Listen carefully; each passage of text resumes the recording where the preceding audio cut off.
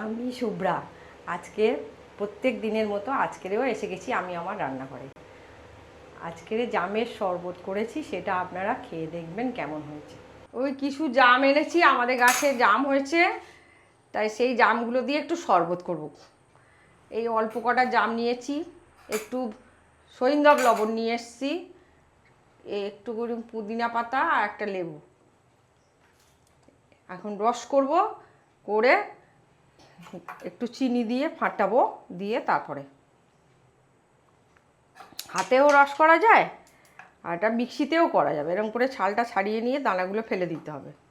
হ্যাঁ, এবার একটা একটা করে জাম হাত দিয়ে এরকম করে রস করে নিচ্ছি, নিয়ে দানাগুলো ফেলে দিচ্ছি। এগুলো হাতের চেপে রস করে নিয়ে ছালগুলো সব ফেলে দেব, দিয়ে এই জামগুলো সব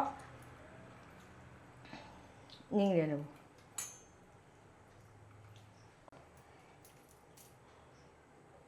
জামগুলো গ্লাসে ঢেলে নেব।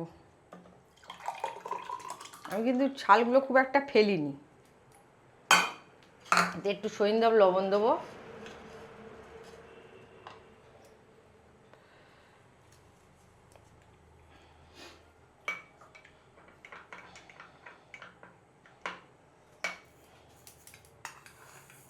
একটু চিনি, এই 2 চামচ মতো,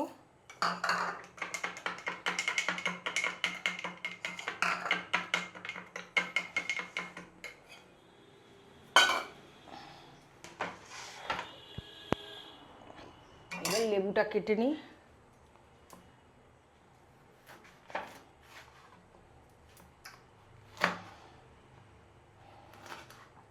আচ্ছা, পুদিনা পাতাগুলো কুচিয়ে নিই।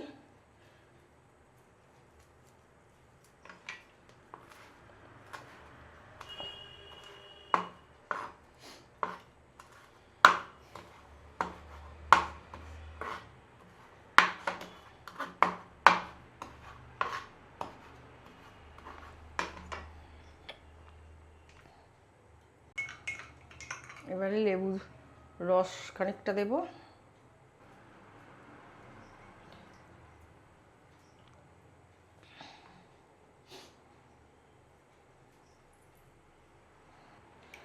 এইবারে পুদিনা পাতাগুলো ছড়িয়ে দেব।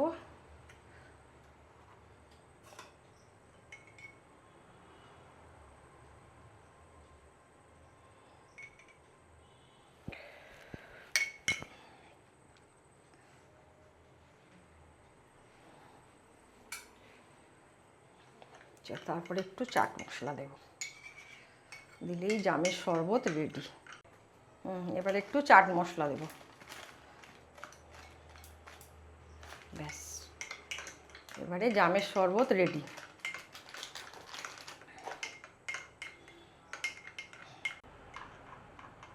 হ্যাঁ, জামের শরবত রেডি। এবারে খেয়ে দেখছি। হ্যাঁ, এবার খেয়ে দেখাচ্ছি কেমন হয়েছে।